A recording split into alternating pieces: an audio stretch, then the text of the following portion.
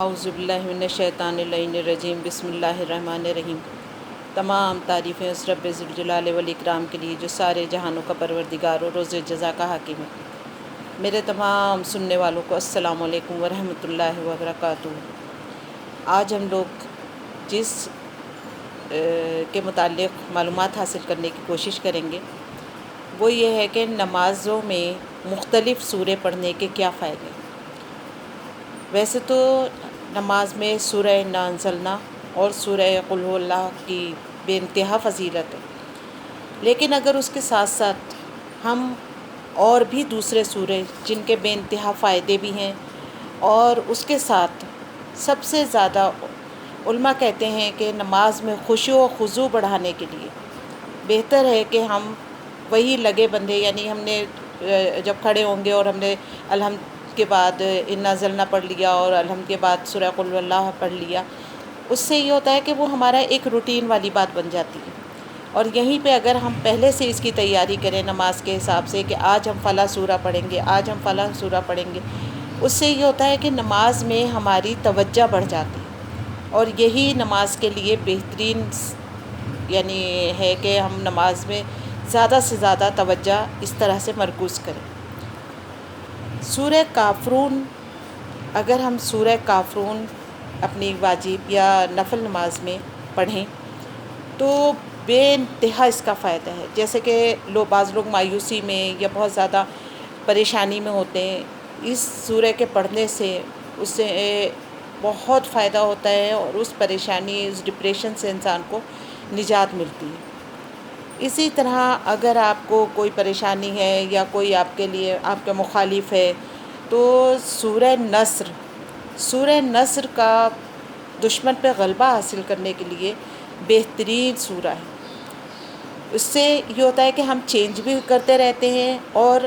ہماری توجہ بھی نماز کی طرف رہتی ہے، اور اس کو اگر ہم پڑھیں گے تو ہمارے لیے یہ بھی فائدہ ہوگا کہ اگر کسی سے کوئی دشمنی یا کوئی ہمارے لیے اس طرح کا برا چاہ رہا ہے تو سورہ نصر پڑھنے سے دشمن پہ فتح حاصل ہوتی ہے۔ اسی طرح اگر کسی کا دل چاہتا ہے کہ اسے آخرت میں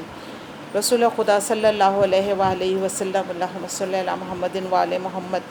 کی کرسی کے برابر میں جگہ ملے، طوبہ میں وہ ہم نشیں ہوں، تو وہ سورہ کوثر پڑھیں۔ سورہ کوثر کا اس کے علاوہ جن کے اولاد نہیں ہیں وہ بھی کوشش کریں کہ وہ زیادہ سے زیادہ سورہ کوثر کی تلاوت کریں،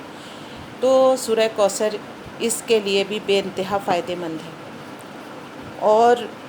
ایک سورہ جس کے پڑھنے سے آپ کو پورا قرآن پڑھنے کا فائدہ ملتا ہے وہ ہے سورہ عادیات۔ سورہ عادیات کے پڑھنے سے پورے قرآن کا ثواب ملتا ہے۔ اسی طرح اگر ہم کسی دن سورہ تکاثر پڑھیں تو سورہ تکاثر وہ سورہ ہے کہ جس کے پڑھنے سے 100 شہیدوں کے برابر ثواب ملتا ہے۔ اب آپ سوچیں کہ ایک شہید کا ثواب کتنا بڑا ہے، نہ کہ 100 شہیدوں کے برابر ثواب، اور کس سے کہ سورہ تکاثر۔ اسی طرح امام صادق فرماتے ہیں کہ اللہم صلی علی محمد وآل محمد، کہ اگر کوئی شخص چاہتا ہے کہ اس کا محاسبہ نہ ہو قیامت میں، اور ظاہر ہے یہ ہر شخص چاہے گا، اس لیے کہ قیامت کا وقت جتنا سخت ہے،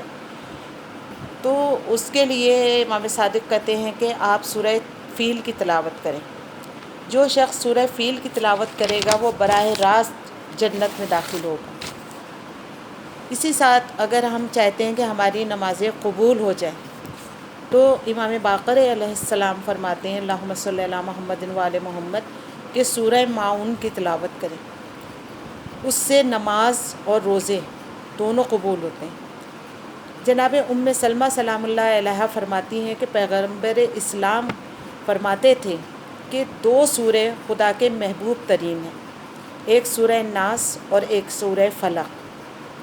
اس لیے اس کی تلاوت بھی بے انتہا اپنے اندر اجر و ثواب رکھتی ہے۔ امام صادق کہتے ہیں اللہم صلی علی محمد وآل محمد، امام صادق کا فرمان ہے کہ اگر کوئی شخص چاہے کہ جنت اسے اس کی خواہش کے مطابق ملے، سبحان اللہ، تو اسے نمازوں میں سورہ والتین کی تلاوت کرنا چاہیے۔ اور اگر آپ چاہیں کہ معصوم کی شفاعت ملے، تفسیر برہان میں ہے کہ اگر ہم چاہیں کہ ہمیں معصوم کی شفاعت ملے تو سورہ والضحیٰ کی تلاوت کریں، تو پیغمبر پر شفاعت واجب ہو جاتی۔ اسی طرح سورہ شمس کی تلاوت سے توفیقات کے خزانے کھلتے ہیں اور حافظہ بہت قوی ہوتا ہے۔ یہ وہ اعمال ہیں کہ جو ہمارے لیے انتہائی آسانیاں پیدا کرتے ہیں، دنیا میں بھی اور آخرت میں بھی۔ اور ان کے یہ چھوٹی چھوٹی سوریں ہیں، یہ اگر ہم یاد کر لیں اور روزانہ ہم کوشش کریں کہ کسی ایک نماز میں ایک کوئی سورہ چینج کر کے پڑھیں، اس کی جو فائدے ہیں اس کو مد نظر رکھ کے پڑھیں، اس سے ہماری رغبت بھی بڑھے گی اور ہمارے لیے آگے بھی بہت آسانیاں ہوں گی۔ اگر آپ کو یہ میری چھوٹی سی کوشش پسند آئے تو پلیز لائک کریں، سبسکرائب کریں اور ضرور مجھے کمنٹس میں بتائیں کہ یہ میری کوشش آپ کو کیسی لگی۔ والسلام علیکم ورحمۃ اللہ وبرکاتہ۔